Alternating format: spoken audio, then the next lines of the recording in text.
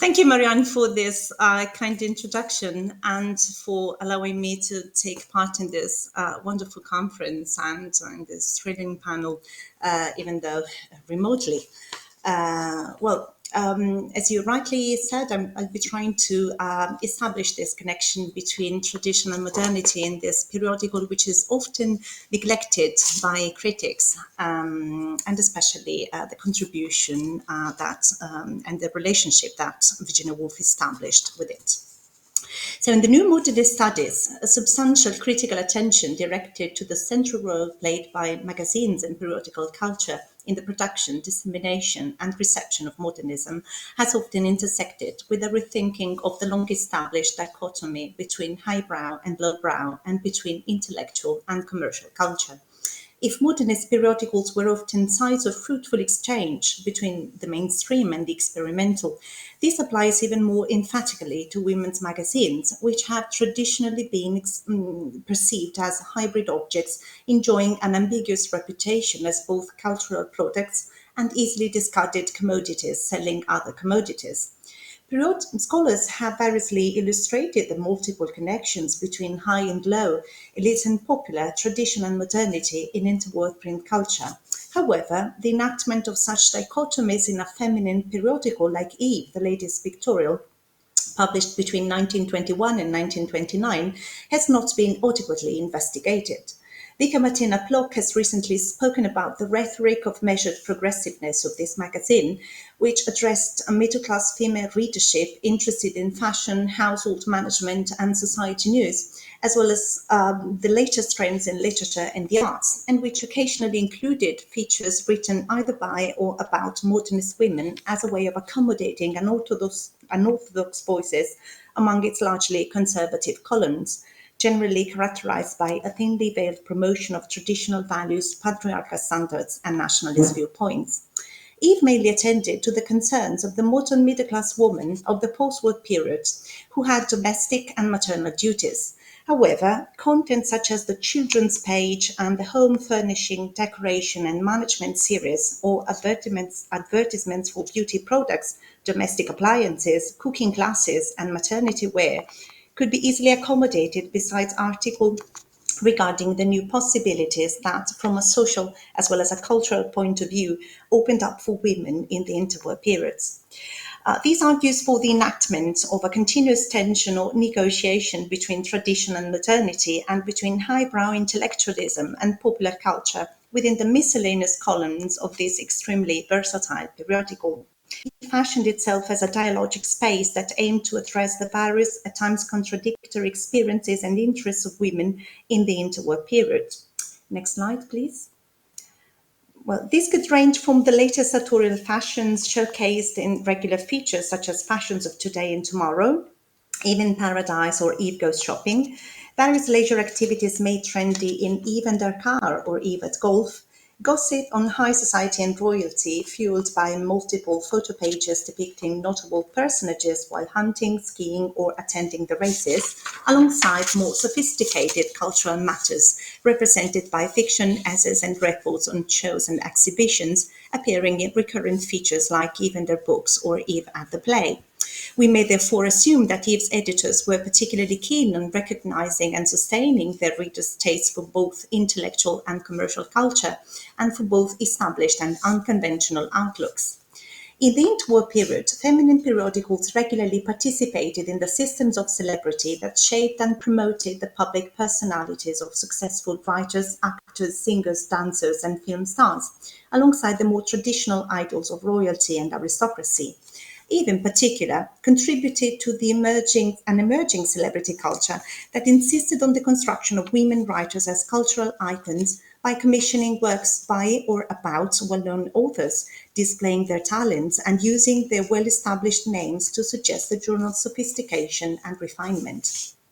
Besides the appearance of modernist content next to adverts and articles on fashion and domestic issues, what seems particularly remarkable is that the editorial apparatuses introducing these female artists highlighted their cultural significance, outstanding accomplishments, and high reputations. If this, on the one hand, attests to modernism's availability to readers not typically associated with avant-garde art forms, On the other, it helps to resituate a highbrow and sophisticated author like Virginia Woolf, whose forays into middlebrow culture have recently attracted critical attention.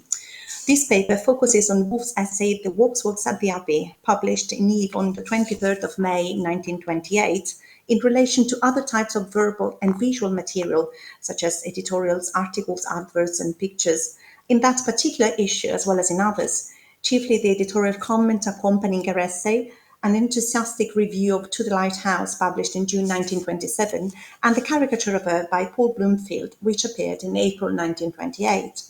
These contents show that the magazine played a key role in the emergence of a contemporary celebrity culture and enacted an interesting tension between the avant-garde and the mainstream, the unorthodox and the conventional, in both the representation of interwar culture and the portrayal of one of its main exponents as a high cultural icon. This attitude seems to be reflected in the subversive and eccentric depiction of great historical figures like English monarchs as ordinary or even ridiculous, attempted by Woolf in her essay. In failing to present history and royalty in a serious or dignified manner, the Waxworks at the Abbey at the same time resonates with and undermines the idealization evident in Eve's many high society and celebrity pages, thus providing a counterpoint to the magazine's usual deference to class and cultural hierarchies, or better, reflecting the productive dialogue between conservatism and progressiveness constantly enacted in its pages. Woolf's essay, next slide please,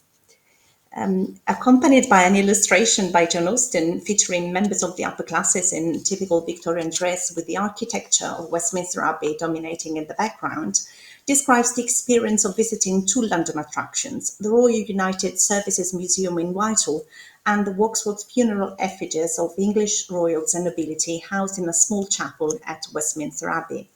Imagining herself as a visitor to such important historical buildings and their exhibits, Woolf provides an implicitly satirical view of authority, sovereignty, and canonical reverence for English monarchy and aristocracy. She peruses and gently pokes fun at the historical personages she describes, and by envisaging details about their lives and characters, or by focusing attention on apparently negligible particulars, she also depreciates them or considers them as ordinary people rather than public personalities elevated by power or social positions. Thus, Queen Elizabeth I, next slide, is at first presented as dominating the room as she once dominated England, and a figure eliciting reverential respect as the regalia she holds also seems to impose. However, she is immediately after portrayed as incredibly human, a drawn, anguished figure with the pursed look of someone who goes perpetually in dread of poison or of trap. The observer, moreover, stands almost captivated by details mostly overlooked in typical representations of public figures from the past, which are foregrounded here thanks to the opportunity granted by the visit to the Waxworks of being face to face with celebrated subjects. Her eyes are white and vigilant, her nose thin as the beak of a hawk, her lips shut tight, her eyebrows arched. One could also go as far as saying that the experience of catching glimpses of the famous or closely approaching otherwise unapproachable individuals described by Woolf in her essay mirrors that of Eve's aspirational readers who were allowed to encounter outstanding personalities, whether authors, actors, artists, or members of high society, among the magazine's columns. Furthermore, Woolf's description daringly breaks down oppositions between the ordinary and the celebrated, the low and the high, the common and the exceptional, simultaneously taking part in and challenging the periodical's promotion of celebrity. As Woolf reveals the less than polished side, the great and famous are often downsized in this odd historical gallery. For example, next slide. William and Mary are an admirable pair of monarchs, Woolf writes, though the king, unfortunately, is a little short in the leg. Queen Anne's aura is equally deflated as she looks as if it is only by accident that they have clapped a great crown on her hair and told her to rule a kingdom when she would so much rather have flitted discreetly. In the same vein, next slide,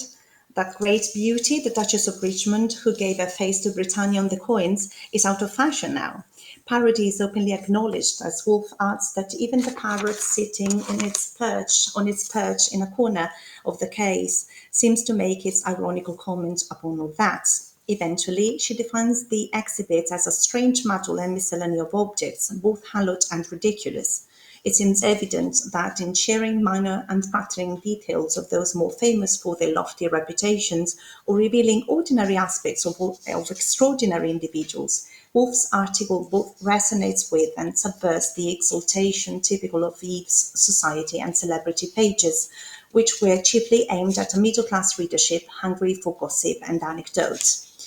Bearing in mind that meaning in periodicals depends on context and essentially derives from the reciprocal influence of visual and textual elements, this paper poses that Waxworks at the Abbey acquires particular significance precisely from the interplay between editorial feature and commercial matter of the 23rd of May 1928 issue of Eve, for which it was originally conceived, and from resonating with further references to Woolf in previous issues of the journal. It seems particularly noteworthy that Woolf's irreverent portrait of British royalty and nobility is placed immediately after one of Eve's typical frontispieces, next slide, and the photo feature in focus, next slide. Respectively containing a glamorous portrait of beautiful society women posing gracefully and snapshots of the upper classes at the Campton races or other happenings. Equally interestingly, the Waxworks is followed by the photo page, next slide, Sweet Art Uses of Diversity, featuring 5 pictures of famous people accompanied by captions in which their social role is defined by aristocratic title, parentage, or marriage, and by the witty gossip column, next slide, in society, flatteringly detailing the pursuits of the rich and famous. Balancing the light-hearted, frivolous tone of these contents, the magazine's sophistication and attendance to more serious intellectual matters is ensured in this issue by the special series, next slide, Literary Discoveries. 2 features on stage and screen titled, next slide, Second Thoughts on First Nights, and, next slide, The Picture Play, a weekly review of current films, as well as the regular column, next slide, talking about books, subtitled A Critical Causerie of Good Reading and directed by the popular essayist journalist Richard King. Most remarkably, such pages are enriched by multiple captioned images of famous writers and actors, as well as inset text boxes offering wit and wisdom from the new books, and a short blurb, next slide, on King's selection of the book of the week. Both verbal and visual content contribute to the underpinning of an ever-expanding celebrity culture. One of the editorial captions, next slide, for example, presents Greta Garbo as the famous Swedish star with a fellow countryman Lars Hansson in The Divine Woman, the later success. It seems evident, therefore, that Eve's interest in cultivating good taste and refinement equally apply to fashion, design, lifestyle, etiquette, as well as literature and the arts, which accounts for the choice to commission a renowned and highbrow author like Virginia Woolf to contribute a witty and brilliant piece. Moreover, by regularly showcasing modernist celebrities and their accomplishments, the magazine gave its readers the illusion of access to the sophisticated high cultural sphere these figures represented. As was often the case, moreover, this issue combines content that presents women as modern subjects with content that reinforces traditional models of femininity. The cover image, next slide, of Lady Annalisa and the Honourable Elizabeth White, both with fashionable bobbed hair and stylish dress, is just one of the many portraits of glamorous high society women posing together with their children and underpinning the ideal of respectable femininity and motherhood generally conveyed through Eve's heterogeneous content. Although on this cover page, woman essentially derives from class status, other types of content within the same issue recognize that women could successfully play roles other than those of wife and mother, such as the regular feature, next slide, Eve at Golf, or, next slide, The Brave and the Fairway, a page showing pictures of female golfers in sportswear, either playing or holding trophies as signals of their success, accompanied by editorial captions praising their achievements as competitors in prestigious sport events. Indicating the availability of new roles and new models of standards of femininity for women of the interwar period, many of the female figures portrayed here and mentioned in the captions are not only skilled in sport but also unmarried. These images of women in motion signal feminine modernity and contrast, on the one hand, with more traditional static photographs of society women posed gracefully, for instance, in the features, next slide, au choix, personal and pictorial occasions, or, next slide,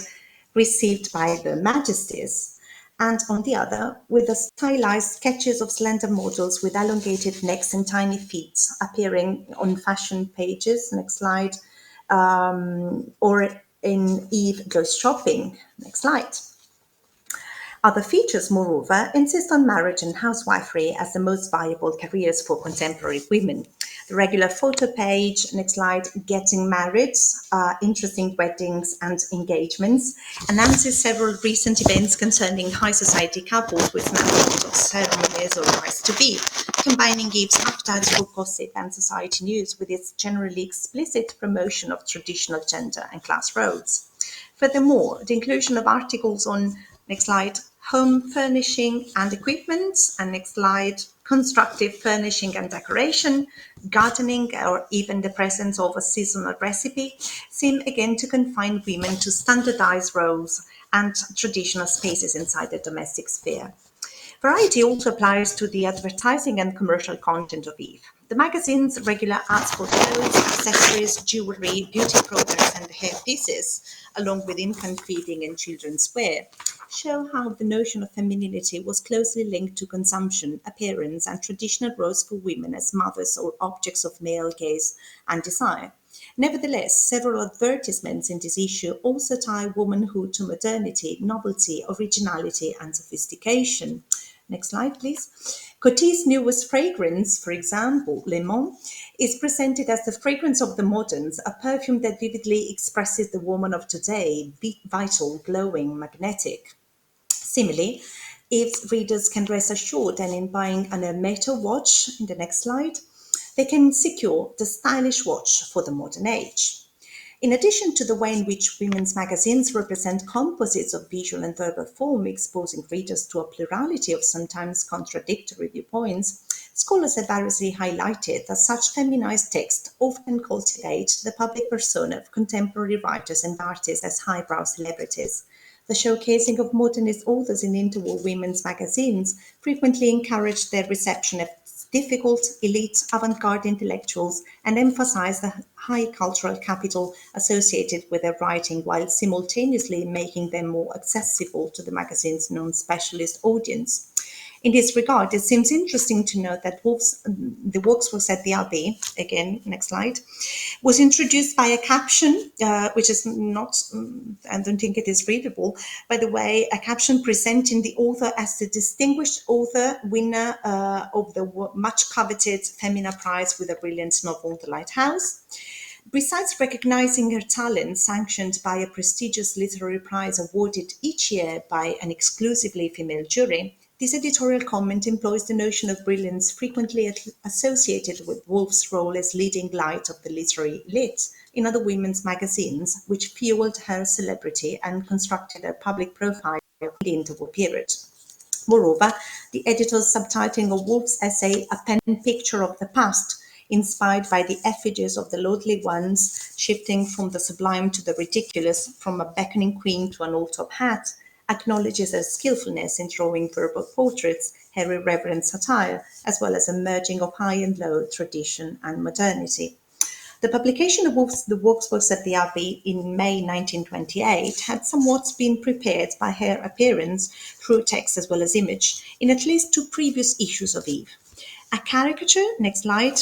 of Woolf by the artist Paul Bloomfield was inset within King's column talking about books on the 4th of April 1928, accompanied by an editorial caption identifying to the Lighthouse as, I quote, one of the 3 books by women writers selected for the final award of the French Femina Prize. The special mention, along with the recognition that she and her husband, Leonard Woolf, run the Hogarth Press, situate Woolf at the forefront of the contemporary intellectual scene by acknowledging her talent as both author and publisher, while the line-drawn cartoon depicts her in profile with elongated neck, oversized nose and eye, and abnormally high brow, in order to suggest her intellectualism and upper middle-class status. As part of a series of caricatures of writers by Bloomfield, which appeared in Eve between 1927 and 1928, this image suggests the magazine's often light-hearted and effervescent treatment of celebrity, while also reflecting and boosting Woolf's reputation as a notable but difficult, out-of-reach modern author associated with the intellectual culture. A review of To the Lighthouse, next slide, and also the last one, published in Eve on the 1st of June 1927, similarly called attention to the complexity of Woolf's writing and its deviation from conventional fictional norms. Selected by King as the book of the week, the novel was discussed in a mixed review that eulogizes it as interesting from beginning to end, despite having practically no story at all. Although, along with their experimental treatment of time and narrative, the critic praises Woolf's mastery in portraying the inner life of her characters and the novel itself as a story of mental workings. Evoking the language of psychoanalysis so often associated with the author, King concludes that Mrs. Woolf has an uncanny genius for creating mental atmosphere, so that ideas, emotions, dreams possess as much drama as when even murder is afoot. While the emphasis on Woolf's psychologism situates her within the literary avant-garde, the mention of her genius imparts her perceived skillfulness and significance as a highbrow intellectual. In conclusion, Woolf's reception in Eve shows her establishment as a high cultural icon, owing to her literary accomplishment and her belonging to the intellectual elite, a process in which the periodical actively participated by means of a textual and visual representation of her profile and her work. The way Woolf was promoted as a literary celebrity among the magazine's columns, verbal as well as the visual medium, so worked to consolidate and publicize her image as a modernist of serious imprint. However, it also cemented Eve's role in shaping public taste in matters concerning both intellectual and commercial culture, together with a constant negotiation between tradition and modernity. Such appetite for celebrity, accompanied by a peculiar merging of high and low contents, definitely contributed to the distinctive look of this successful and versatile periodical in the interwar years. Thank you very much for your attention.